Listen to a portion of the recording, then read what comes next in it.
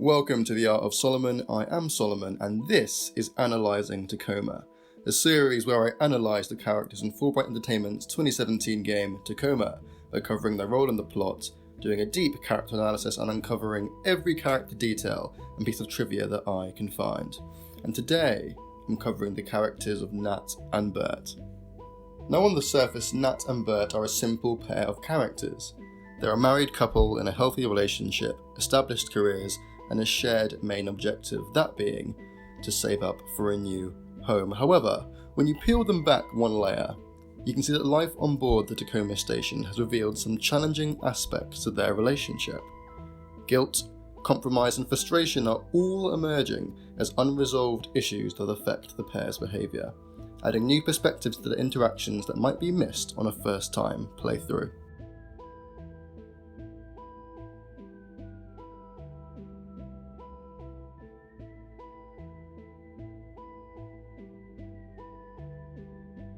This game mostly takes place in a near-future sci-fi setting.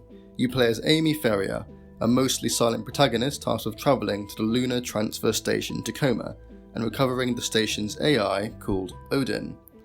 A few days before you arrive, an accident resulted in the crew being evacuated, leaving you with the freedom to explore the station without consequence. This physical exploration and a series of augmented reality recordings is how the game tells its story.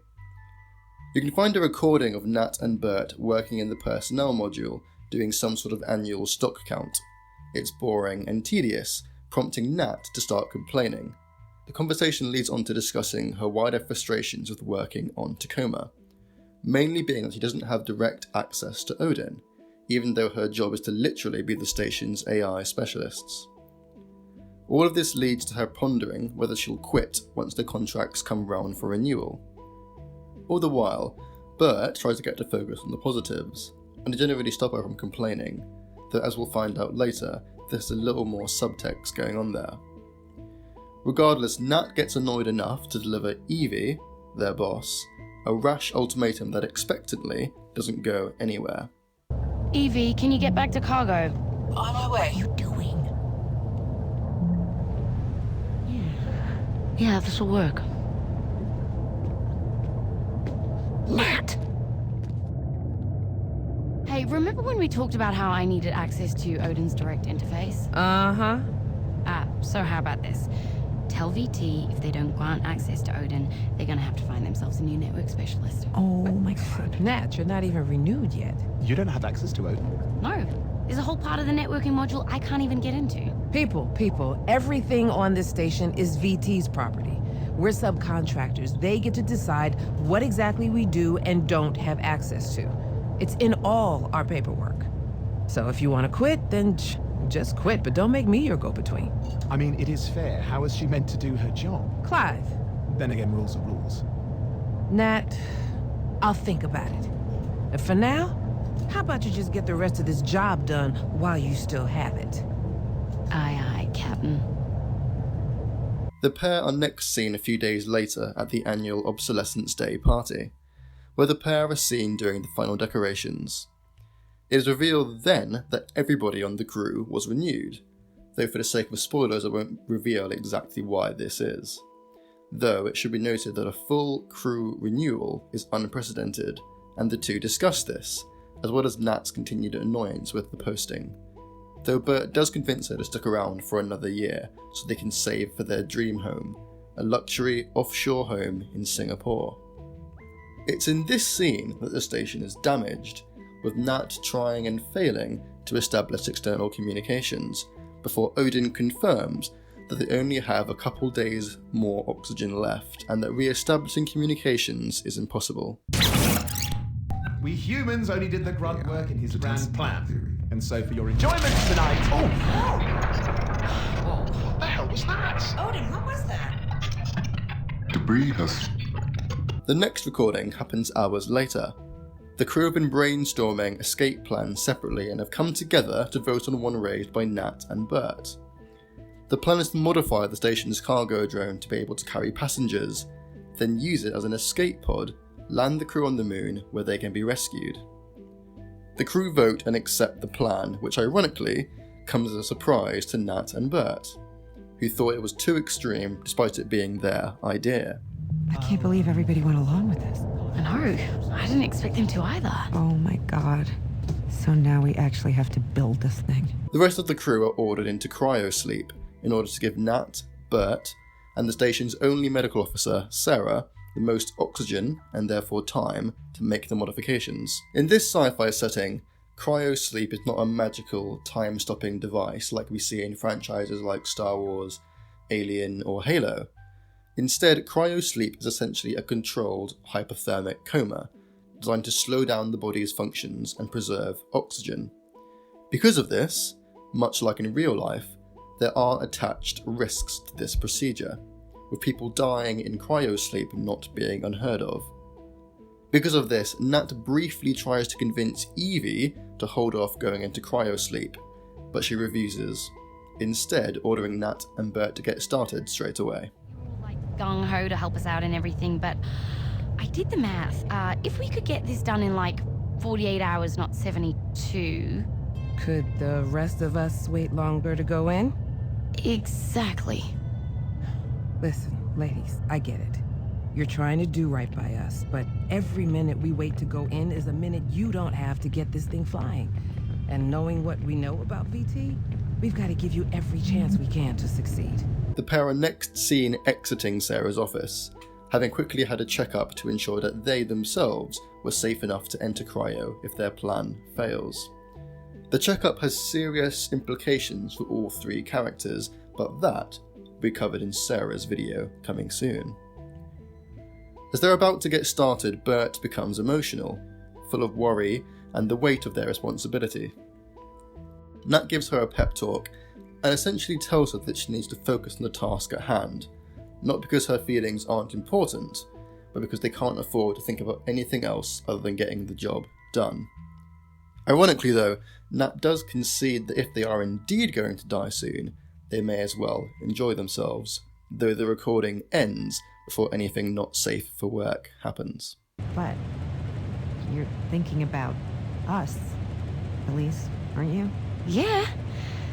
And when I do let myself start thinking about how there's a possibility this is the last of our time together too, then I start thinking we should really make the most of it. Quite a while after this, Nat and Bert can be found again in the mechanical engineering section, working on the cargo drone. Things seem to be going very well until this happens. Green. How's yours look, baby? Voltage adapter in place. Ready to rock.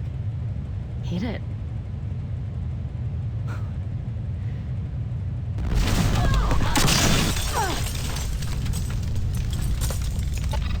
For the sake of spoilers, I won't say exactly what happens to these two, but I will say that this incident does essentially end the cargo drone plan, and also ends their contribution to the story's plot.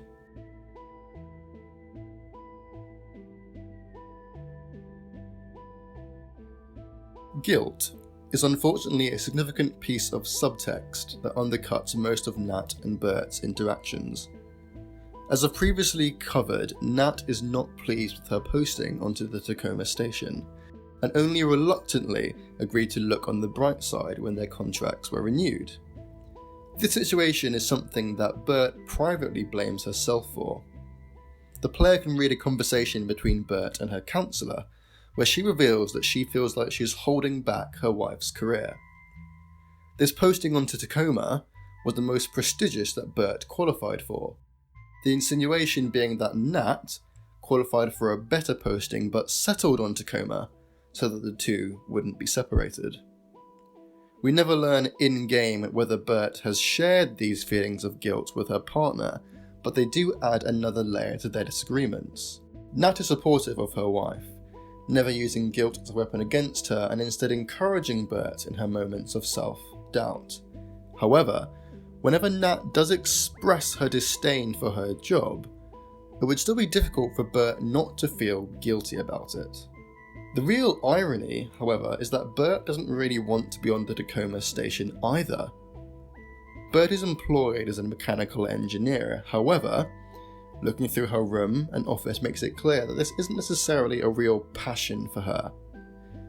You can find various trophies for adventurous outdoor sports, revealing that Bert is quite the athlete, and a prestigious one too, making her choice of a job literally in outer space surprising. Additionally, Bert is a talented and aspiring artist. The player can find her illustrations in her workplace and also stumble into a vignette from months ago showing Bert painting on their shared bunk wall.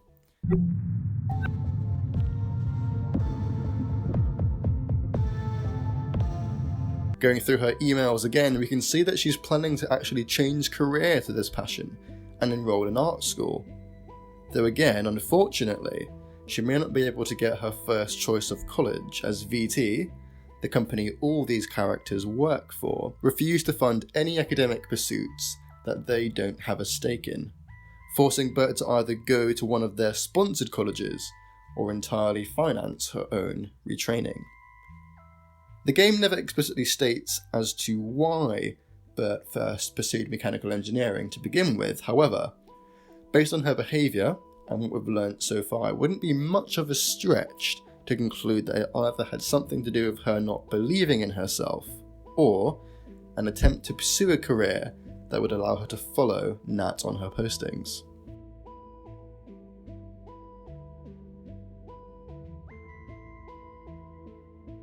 In contrast to Bert, Nat is confident that she knows exactly who she is and what she wants.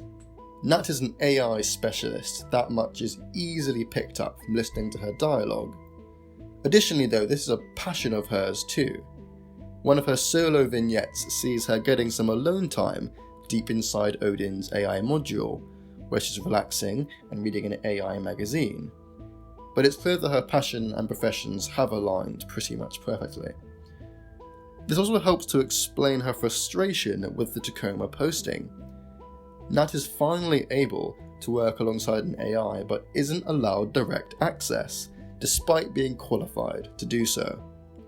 I'm not going into why this is exactly, because that does potentially give away spoilers, but all we need to know now is that it's very frustrating for Nat. Like I said before, Nat shows a good amount of maturity in not resenting her wife for this, so it's pretty much Bert's fault that she's not able to take up a different posting for another year.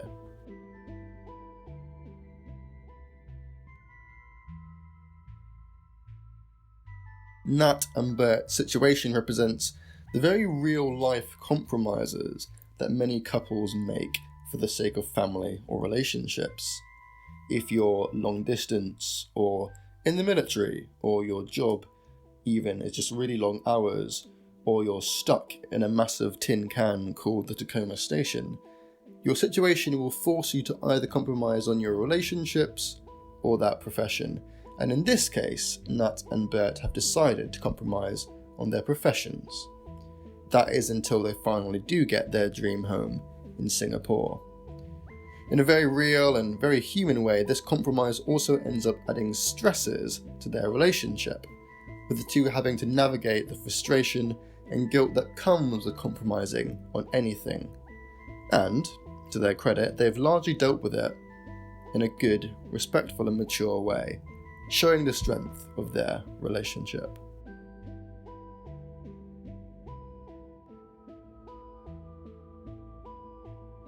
The cargo drone accident is inspired by the real-life motorbike accident that the game's co-director got into. He detailed the experience in the game's commentary mode. There's this scene in the drone bay between Nat and Bert where the two of them are in this terrible accident together and they're both injured. And this is something where, when we arrived at this being one of the scenes in the game, I kind of naturally had to draw from an experience I had where my wife and I were in a motorbike accident. And, that was a really traumatic, scary experience for me. Yeah, I think probably the hardest part of that to relive or draw from is, there's the part in that scene where Bert is thrown off the ladder and hits her head and is knocked out, and Nat also falls down the ramp, but then she turns and just sees Bert lying there and calls out to her and doesn't get any response. And, I have a very vivid memory. In our accident, a car ran a red light and went right in front of us, and the motorbike went straight into the side of the car. And I was thrown into the intersection, and Rachel just hit the side of the car and ended up basically right where the accident happened. And so, I was thrown probably a couple dozen feet and ended up in the middle of the intersection. And, first I saw that my leg was broken, and I was like, I probably shouldn't look at that anymore. And then I looked over and saw Rachel lying there with her back to me, just like in the fetal position on the ground, just not moving. And, I called out to her, and I didn't know if she was alive or not. And that's a crazy position to be in. And that's the position that Nat was in. It's just like, I see you lying there. I don't know what's happened to you. And I can't. Because the kind of unbearable moment in that scene where Nat is just dragging herself across the floor to Bert is something that I didn't do because I started to, and then people ran up to me and were like, stop, okay, I'm gonna go check on her, you stay here, right? But that moment of uncertainty when somebody you care about is clearly injured and you don't know how bad. It was a crazy thing to live through, and I'm glad that for us it worked out because we're both pretty much fine now. It was one of those things where when I realized I was writing this scene, I kind of knew some of the things that had to go into it, but it doesn't always make it that easy to actually have to live back through to put it into the game. The ability to pick up and inspect objects is an integral part of this game. Almost every item in the game can be picked up with the grab command, and then either dropped or placed back with the put back command. There are only 2 items that I know of in the game that behave differently, and both of them relate to Nat and Bert. If you snoop around their room, you can find a black box containing a length of purple rope and a device. The game won't let you pick up the device, with the interaction dialogue text changing to grab ... oh, as Amy realises that it's a sex toy. If you continue to try and pick it up, the dialogue will change again to no, I think I'll just leave that there, which is a very good decision to make. The other item is Bert's wedding ring. You can first find a note in the personnel module explaining that she's lost her wedding ring somewhere in engineering. When you finally get to engineering, you can see that it's managed to slip down between a floor grate, with the game giving you the prompt of, I can't reach it through the grate. And finally, if you remember to look up on your way to Odin's AI module, you'll realise that you're actually underneath that very same grate, and are then given the prompt of, maybe I should hold on to this, with the game simulating Amy putting the ring in her pocket, rather than picking it up and inspecting it like any other object. Nat codenames the escape plan Operation Moonshot. The game doesn't confirm that Nat came up with this name, but it's within her character. Nat's full name is Natalie Kuroshenko. Interestingly, her voice actor is Natasha Loring, meaning that the two share the same nickname of Nat. A disgruntled Nat describes the Tacoma crew as living in a tin can. What's so bad about these people? Well, they live in a tin can for one thing. As a reason why she can't stand them.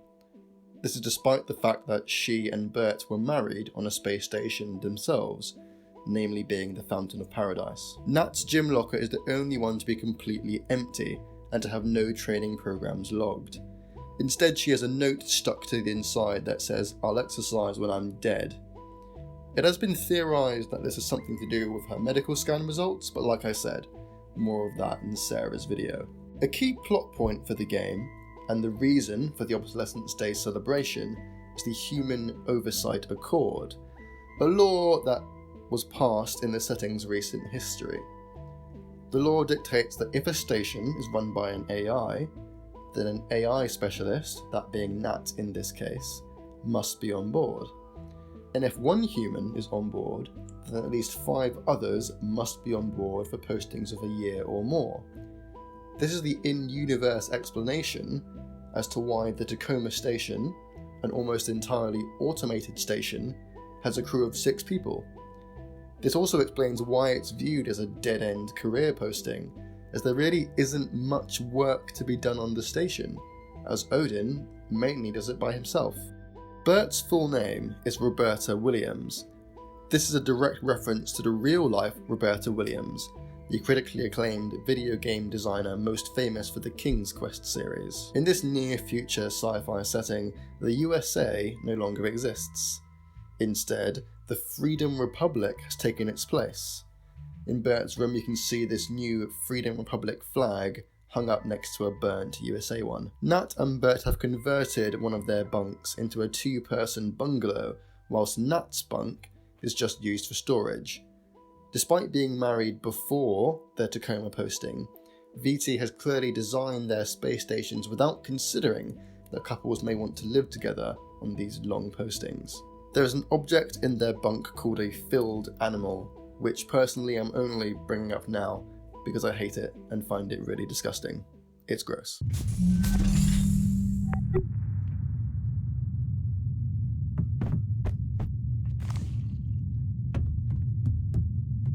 The pair have a large collection of books, some fictional, some real. Here are some highlights I found. Valis by Philip K. Dick is a real book, a classic sci-fi novel. In the novel, Valis is an acronym for Vast Active Living Intelligence System and has been described as Philip K. Dick's genostic view of God. This makes me think this is Nat's book rather than Bert's. Simon of Space by Chester Burton Brown is also a real-life science fiction novel about a man recovering his memories. This is in contrast to what the player is doing in this game, roaming around the abandoned Tacoma station and in a sense recovering the crew's memories. Some made-up books are The False Narcissus, Byzantine Regained, The Little AI Learning Handbook, and Animal and AI Cognition. In contrast, Bert's books are actually sat on top of a cardboard box in the corner of the room, potentially indicating that she unpacked them but hasn't actually read any. Most of her books are engineering related, which makes sense if mechanical engineering was only a means to an end for her. And that was everything I found out about Nat and Bert. Thank you for watching. If you enjoyed, consider watching the rest of this series, and for more videos, subscribe. Until next time, goodbye.